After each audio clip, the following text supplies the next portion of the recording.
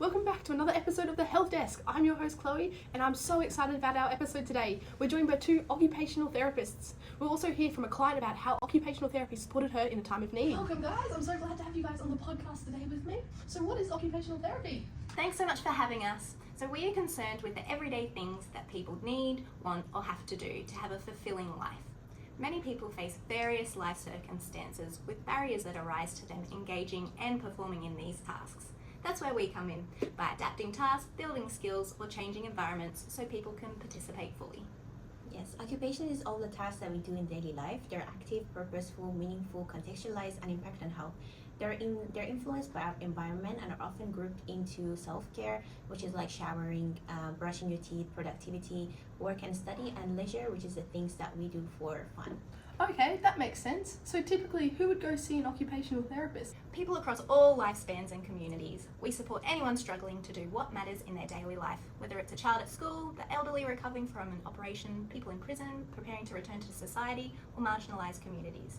For Aboriginal and Torres Strait Islander peoples, we practice cultural safety by listening, respecting traditions. Well, much broader than I realised. There's a bit of talk out there that you guys are just basket weavers. Yes, we are often misunderstood. Our history does stem from arts and crafts movement in the 19th century, but we've come a long way since then. We've progressed into the biomedical sphere, and now we have arrived at the contemporary age where we view people as occupational beings that have occupational barriers, and that occupations can be therapeutic. So what does that look like for your profession now? So occupational therapy is unique to the person as a whole. However, we have frameworks and assessments that we use to keep us on track, having occupation as our main goal.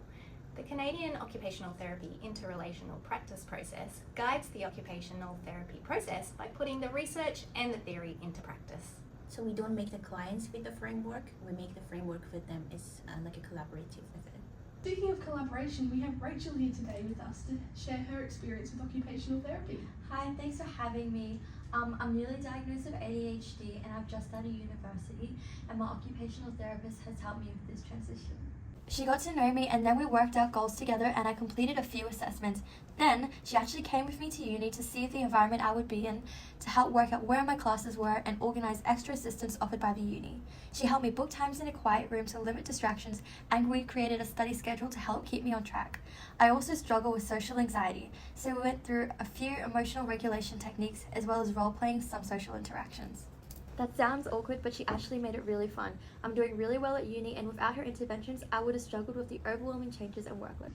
That's amazing. Thank you so much for coming in, ladies. It sounds like occupational therapy can be helpful for us all.